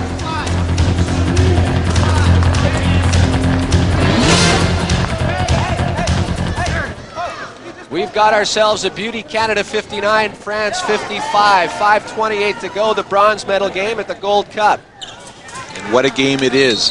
Boy, one would have thought at the first half it was going to be a sleeper, Canada and walk away. Then that old French voodoo came back to haunt the Canadians, and here we are in a dogfight. What was that deja vu all over again? Exactly. Right? But the idea is that as well as Canada played in the first half, France has played in the second half. And young players especially should realize that game's never over. That game's not over until that whistle blows. And obviously France was the recipient of that kind of experience when Great Britain came back to win in the semifinals. Zila and Bai, the Frenchman, having the hot hand here in the second half. Foul called there on Granzato, number 11 for France. There's the guy we were talking about. Zila with 10 points in the second half. and more specifically 10 points from the baseline. As Chris Samus, a huge hoop. Chris got a nice Canada bounce on that one. And you know, part of that bounce was just such a soft touch. You look at his hands, they're just incredible. His offense has really come alive in this game. This is by far the best game of his entire tournament. Zila inching towards the baseline. Automatic, his 12th point of the game. Zila's on fire. 12 points in Somebody's got to half. sit on him. Let's see who should be guarded. Somebody should be sitting on him. And we can afford, if we're Canada, we can afford a few other mistakes, but you can't afford him. Corso on the 2-on-1, gets the bucket, and he'll step up to the stripe. Beautiful transition there, and a good smart play by Griffin to draw the defense and then give it over to Corso. Let's take a look at that. And as Rick said, here goes, look, Griffin takes his time bringing it in, waits for the defense to look at him before he kicks the ball up. Well, in a similar play about 2 minutes ago, it was Griffin and Corso breaking in, and I think he used Corso as the decoy, didn't get the ball to fall, but perhaps the French defender was thinking about that time. Yeah, and the number 12, Newtown, was actually driving out at an angle into the offense, and that's why the call was called. Corso giving Canada a 7-point lead, 4.5 minutes to go here in this bronze medal match. Griffin up now, trying to delay By to come down. By a little short with that one, and the skipper hauls that one in. Griffin up the floor for Team Canada. Granzato gets in his way. Nice pass to Chris Samus. May have forced that shot a little prematurely and missed. Now quickly up the floor. Philippe Newton can't handle it right off the pass, and he'll slow things down to try and set things up. Good break for Canada. 4 minutes left to play. Zila. And what do you know? He finally missed. Well, see, when Skipper got a hand up on him, he missed that shot. He's been hitting open shots. That's exactly right. What a great adjustment by Roy Henderson to put a little pressure on Zila and make him work for his buckets. Griffin takes a nice pick, or uses a nice pick by Corso, and then changes his mind, but gets the pass to Henderson a little bit behind him, and By gets it. Tough pass. Griffin doesn't make many mistakes. I think that was one of them. Here's another one of those pivotal points in the game. 3:25. Here comes the shot. By setting up for three, and there are three Team Canada players once again to try and get this game going on the other end. France can't rely on By hitting that three-pointer. They better put some people under the boards to get those rebounds. Griffin a little off the mark there, and By hauls in the defensive board. 3:05 to go. Canada 64, France 57. I guess, Coach Donahue, this is a case where a guy like By has to make sure that he doesn't try to overplay. Lob pass to By, and leaning back on the angle, might not have got the shot he wanted to. A lot of pressure. We had number 14, we had number 9, 15, I should say, and number 9 laying all over him. Look at that move by Samus to avoid the pressure. You're definitely right, Rick. He has got some of the best pair of hands we've seen at this tournament, and strength to boot. Got away from some serious traffic there. To Chris Samus. May have forced that shot a little prematurely and missed. Now quickly up the floor. Philippe Newton can't handle it right off the pass, and he'll slow things down to try and set things up. Good break for Canada. 4 minutes left to play. Zila. And what do you know? He finally missed. Well, see, when Skipper got a hand up on him, he missed that shot. He's been hitting open shots. That's exactly right. What a great adjustment by Roy Henderson to put a little pressure on Zila and make him work for his buckets. Griffin takes a nice pick, or uses a nice pick by Corso, and then changes his mind, but gets the pass to Henderson a little bit behind him, and By gets it. Tough pass. Griffin doesn't make many mistakes. I think that was one of them. Here's another one of those pivotal points in the game. 3:25. Here comes the shot. By setting up for three, and there are three Team Canada players once again to try and get this game going on the other end. France can't rely on By hitting that three-pointer. They better put some people under the boards to get those rebounds.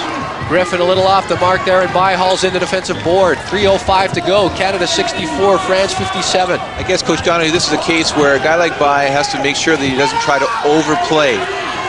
Lob pass to By, and leaning back on the angle, might not have got the shot he wanted to. A lot of pressure. We had number 14, we had number 9, 15, I should say, and number 9 laying all over him. Look at that move by Samus to avoid the pressure.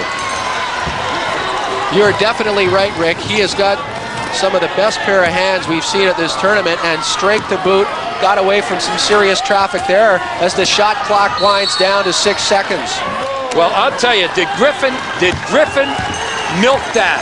He got slapped earlier by somebody else, yelled at the ref, said, but I mean, the foul, he just said, somebody's fouling me soon. And here, well, there's the foul. I mean, no, there's the one he yelled at the ref. There wasn't a call. Got his attention. That's right. Now the referee is going to get a little look at him.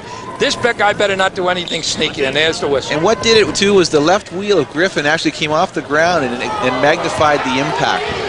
Zila there to provide a steal for France. He's doing it at both ends. Now there's Bai, long distance. That one doesn't get answered. Pass inside to Bai, snuck in, but missed what should have been an easy shot. It's the frustration. And I don't know why, when Bai got that rebound, he was looking over to his shoulder to try to pass. I mean, he had a clear opportunity. Canada overpassing on the last one. Pat Griffin giving it up. But you got to take the whole Pat Griffin. He's still the guy that's got to control the game for you. And it looks like we have a foul here in the backcourt. Chris Samus, Philippe Bai, and Jean-Luc Granzato all there in a mix-up. I think they're calling the foul on Chris Samus. A little bit of contact. Looks like Bai is going to the foul. Let's take a look at Bai here. Here he gets this pass in here. Now he's looking over his shoulder. He doesn't have to look over his shoulder with Samus, and that distracted him enough to miss that ball. Good break for Canada. But you know, you're always worried about that when you have an easy shot. You can't be thinking about the people behind you. You got to go make your shot. Well, this is a real critical foul shoot. Let's see if he can get it up to 2 in a row, 100%. Gets that one. And he's a quality player. I think in his situation, they can count on him making his foul shot, making a good percentage. He has not done it till now. 5-point game. Very important sequence as France now within 5 points. 1:45 to go here in the second half. Turnover. Foul. Critical offensive foul called, I believe, on Ken Hall. And that should be his 5th. That is. Tough time because we have four possessions out here now with 1:45, almost 2 minutes. So 4 possessions means that France, if they can score without the clock running at all, can get themselves 8 points. And there's only 5 up there for Canada. So it is a tough spot for Canada. They can't play around with it. They've got to think about using that clock a little bit when they do get the ball. And let's not forget about the typical situation that happened in the last round with Canada and France, where Canada was up and making a run, and then France came back with number 12, Philippe Nutin, those 3-pointers that blew it away. So let's see if Canada is going to compensate and put some pressure on Nutin, number 12 out there. Zila and Nutin, we better be leaning on them. Zila hasn't missed an open shot. I'm not sure he's made one where he had a hand up in his face. Well, Pat Griffin is now out of the game, gentlemen. Could that be something to do with the number sequence? Yes, it was a point balance, and Coach Higgins had to respond. When you get a Class 2 like Kenny Hall, it gives you lots of flexibility. Underneath was Godefroy, didn't get that. The ball bounces perilously to the top of the key, and now Bai underneath, off and in. 3 points. Canada's lead has been shaved down to 3 points. And without Griffin in there, the Canadians are going to be a little unsettled here. Let's see if their youth can come through. France pressing as Rich Peters, lob pass to Durapos, misses the layup, and underneath was Godefroy. And that's the kind of shot, that's experience for you, Coach Donahue. Yeah. You know, less than a minute to go now. Still in good shape now. Canada's going to get the ball back. Nutin with the 3. They've and got Corso grabs a little bit of time. Rich Peters. A little bit of time here. Get it over. Get it over. Good job. Over half court and 10. Now eat up that clock a little bit. All right, Rich. And Henderson with some fierce wrestling inside draws the foul as a pair of Philippe's, Nutin and Bai. Great sportsmanship. Bai now having a frustrating game. He would know Peterson, huh? Yeah, he knows Roy Henderson Right, really Henderson, well. Henderson. You know, that was an incidental contact. He didn't mean to hit him like that, and he's just sort of setting I him just down think it's again. not. I mean, the game he's having, he'd much rather get over to that bench and, not stay out there. He stayed right there with another veteran player and spent some time with him. Coach Donahue, 39.7 seconds left in the game, 64 to 61.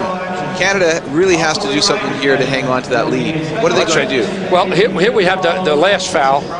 It's coming in here. Well, one thing has got to happen is we got to shoot 2 foul shots right now and make them. All right, the skipper's got to make these 2 foul shots. That'll make it 5. All right. Worst scenario, it'll be a 3-point game. What they've got to remind people is when France gets it, don't give them a 3-point play. Make them work for their shot. Get the ball. We're still going to have a lead.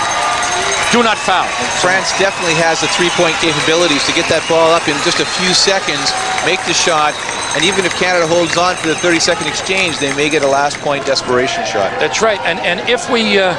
is Canada ready to play a boxing one on Newtown? One man just dog him and the other 4 get in a good zone, because that would eliminate him and put the pressure on someone else to score that 3-point shot. Yeah, Coach Higgins has a whole repertoire in his defense, and boxing one is one that he uses often. Well, that's good. Let's just see if it comes up here. And Henderson steps up to the line, not having any points here this afternoon, but he's played a large role defensively and, of course, underneath, a 67 free throw % shooter. Tough player, veteran player. At the end of the game, I say it goes. Can you help us a little with my sports facts, Coach? It goes with a little bit of Jack Donahue's Canadian team floor victory. And now he's going to drill it. 4 is nice. Ooh, okay. We didn't need it, Roy. We hope we don't need it. Let's get at it. 65-61, Canada on top, 34 seconds and counting. Philippe Bay, long distance, banks off, and Henderson underneath. Offensive and intentional foul. Intentional foul, so Canada goes to the line and will keep possession of the basketball. Henderson shoots 2, and the ball goes back to Canada, and they don't have to shoot it again. I don't think France will let them hold it out. They'll foul them. Now, let's remember back to Great Britain and France. France was up less than 20 seconds to go, 5 points, and Great Britain came from behind to win. Listen, the fat lady hasn't even begun to warm up yet. We got a long time. She's gargling right now. We got 26.4 seconds, a lot of time in a game with 2 great teams. That's for sure, and especially considering that France was down by 23 points at halftime. That's ancient history. Yeah. Because you can also say Canada hasn't won in 18 years. Oh, don't want to say that now. And it snowed recently, but right here, Canada's in a good spot, and he's got to make one of these 2, I think. He's got to make one of these 2 will really bury France. Because it eliminates a 3-point play and a foul. Skipper! 5 points without a foul in here now, without Canada fouling.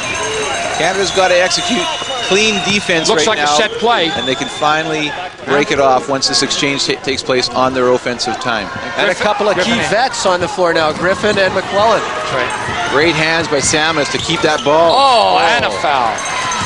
They have to foul.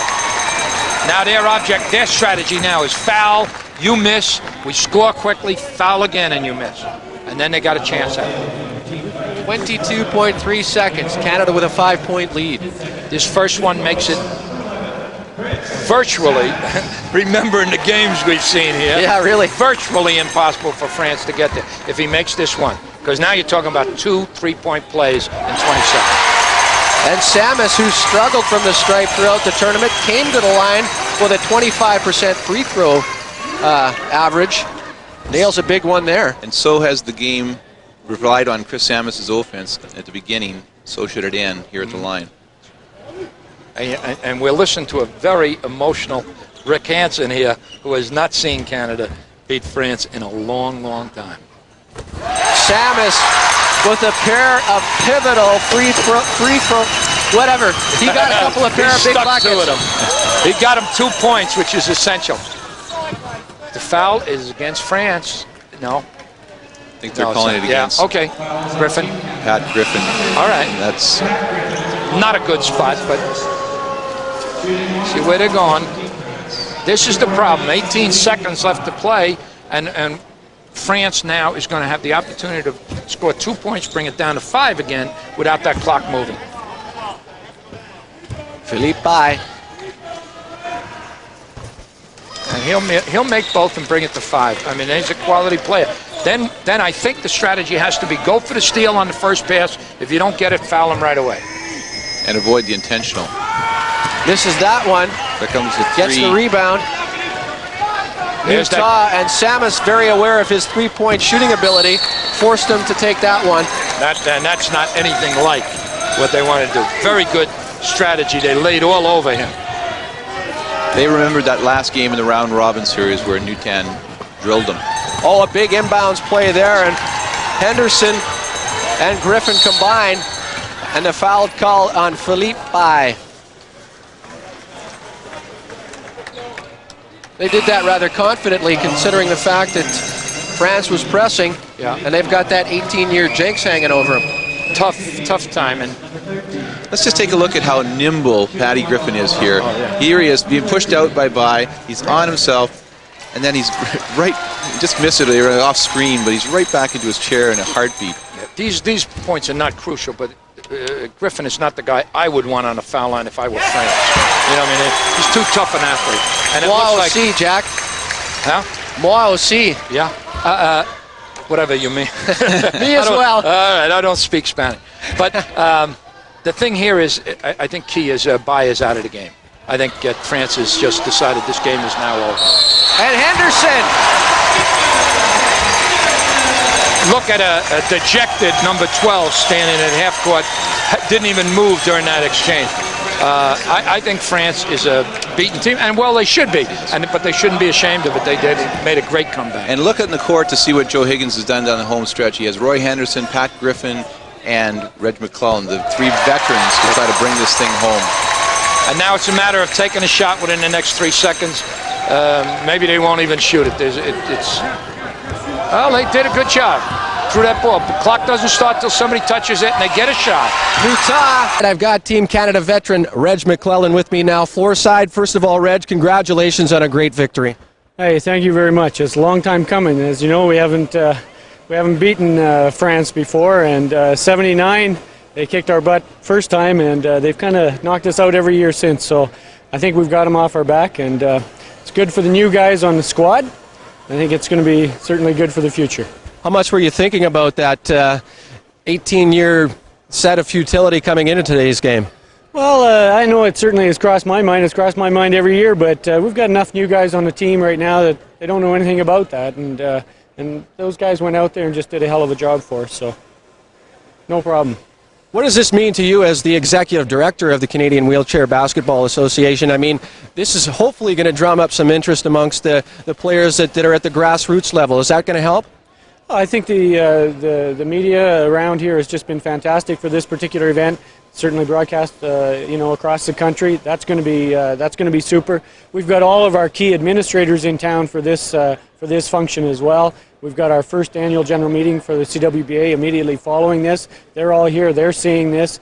So that's a big time bonus. I know all of these guys here wanted to play in that gold medal game, and it was tough when they weren't going to be playing like in an hour from now or whatever. But they sucked it up big time. Came out here and just did the job best they could. You played in the very first Gold Cup. How have you seen this tournament evolved over the past years? Oh man, we've had, there's not enough time to tell you all the stories, but I tell you in 75 there was actually 2 divisions there, and Canada wasn't much of a power in basketball. We were playing in like a B division. We beat Germany to advance into A pool play, and it was a basket that Walter Dan scored at the buzzer. We've been telling people about this around here all for the last 10 days. We're really happy. We're really pleased. And this obviously bodes well going into Atlanta and the '96 Paralympics. You've got a great mix of both youth and veteran players. Yeah, we've got at any given time about 35 to 50 people that are in our program. We've got another 6 people that are here that were out to all of the practices and so on. 6 guys that could have been on this team just as much as any of these 12. So like the coach has said, you know, we start with 5, we finish with 18, and although we only dressed 12, all those guys are with us. So. Congratulations, Reg, on a great victory this afternoon, and hopefully, like I said, this bodes well for years to come with Canadian wheelchair basketball. Great. Thank you very much, John. My pleasure. All right, we'll send it back upstairs to the coach and Rick Hansen. I think that Reg had better do is he better get some of those executives and himself back to James Naismith Drive in Gloucester to collect all of those donations that are going to be coming in from the people saying, this is unbelievable basketball, how can I get involved? That's for sure. I think we've got John downstairs talking to probably one of the greatest stars in Canadian basketball history, and definitely in this game here, and that's Pat Griffin. I'm up here. All right, we've got Pat Griffin, who's no doubt a pretty happy camper here playing in front of hometown fans. How much does that mean to you in this victory today? Well, playing in Edmonton, you know, in front of our home country is really, really good. There's a lot of advantages off it. We get food that we're used to, you know, we get to practice in facilities, the culture we're used to. All those things, you know, can't distract from your team. Anytime you go overseas where you have, you know, accommodations you're not used to, or, you know, foreign food or any of those things, plus there's always a chance of a communication breakdown because it's a different language. So this is, I don't know if you say it's 2 points or what, but it's a good advantage for us. And you've been privy to all the press throughout the course of the past 10 days. It's been more than favorable. Do you think this is going to probably springboard wheelchair basketball in Edmonton and hopefully across Canada? Well, I think it'll probably do a lot across Canada. In Edmonton, wheelchair basketball is already, you know, it's got a good high profile with the Alberta Northern Lights, who are very well known. But I think this'll bring it to the forefront a bit more in the province of Alberta and throughout the country. Now let's get back to the game a little bit. 23-point lead going into the dressing room. You know the France is a very powerful team. What was said during that halftime session? Well, we just talked about keeping the momentum going, and talked about, we knew that a lot of things went our way in that first half. So obviously in basketball you do get those jumps up and down, and we knew in the second half they were going to come out with fire in their eyes. And the other thing you got to be aware of too is, I mean, when everything's going your way, at some point it's got to come down a little bit, and you start to get a few calls against you, you start to drop a few balls, they start to score on just about every possession it seems, and that did happen. And they got their run in to bring it tight, and we were able to get back together and stretch out a little lead at the end. And now do you start setting your sights for Atlanta? Well, we've set our sights for Atlanta over a year ago, and this is just one step in the process. Okay, thanks, Pat. Congratulations on a great game and a great tournament, and we'll be looking for bigger and better things from Team Canada come 1996 in the Paralympics in Atlanta. Congratulations again. Yeah, thank you. Okay, boys, back upstairs for you. 1994 Gold Cup Committee and the Alberta Northern Lights Wheelchair Basketball Society would like to recognize former and current national team coaches who have come through the local Northern Lights organization here in Edmonton. They are Phil Allen, the head coach